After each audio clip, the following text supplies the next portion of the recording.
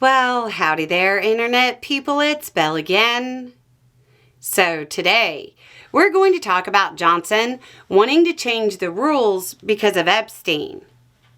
After a pretty embarrassing defeat for Trump, after a discharge petition was used to force a vote on releasing the Epstein files, Johnson reportedly wants to change the rules and make discharge petitions harder. As it stands, if 218 members of the House of Representatives sign on to a discharge petition, it moves forward. Incidentally, that's the same number of representatives needed to win a vote. Johnson reportedly wants to make this more difficult. The process almost always fails as it is. In the last 90 years, discharge petitions were attempted 673 times. About 1% actually make it to becoming law. Less than 10% actually gather the necessary number of signatures to force a vote. Republican House Majority Leader Steve Scalise of Louisiana said, quote, "I'd like to see a higher threshold for a lot of these motions. You know, privileged motions, discharge petitions." Can we actually just pause and take a moment to fully process this? Because it's way more than just an obscure rule change in the House. For a discharge petition to work, it needs the support of a majority of Congress. What possible reason does Republican leadership have for wanting to be able to reject the wishes of the American people, as stated through their representatives? The job of the House of Representatives is to represent the people, not put legislation on the back burner and do the president's bidding.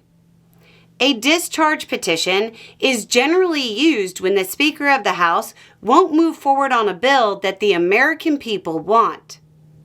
The idea that we need more obstruction and need to concentrate power into fewer hands is laughable.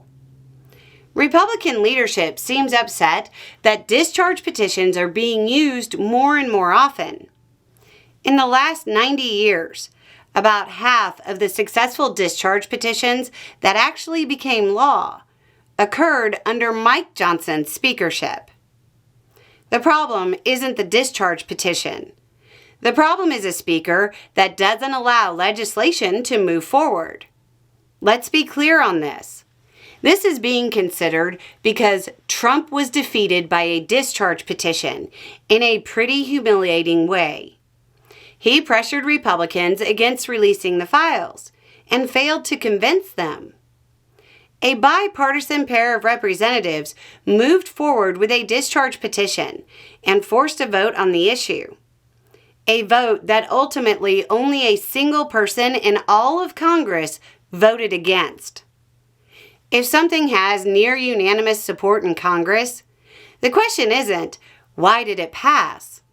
The question is, why did congressional leadership have to be forced into a vote?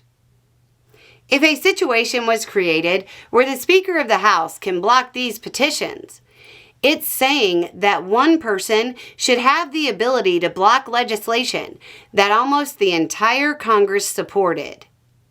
Right now, discharge petitions are pretty safe. Johnson would need Democratic support to suspend the rules in the middle of the session. But if Republicans maintain the majority after the midterms, they'll get to make new rules. And I'd expect yet another little piece of American democracy to be eroded. Anyway, it's just a thought. Y'all have a good day.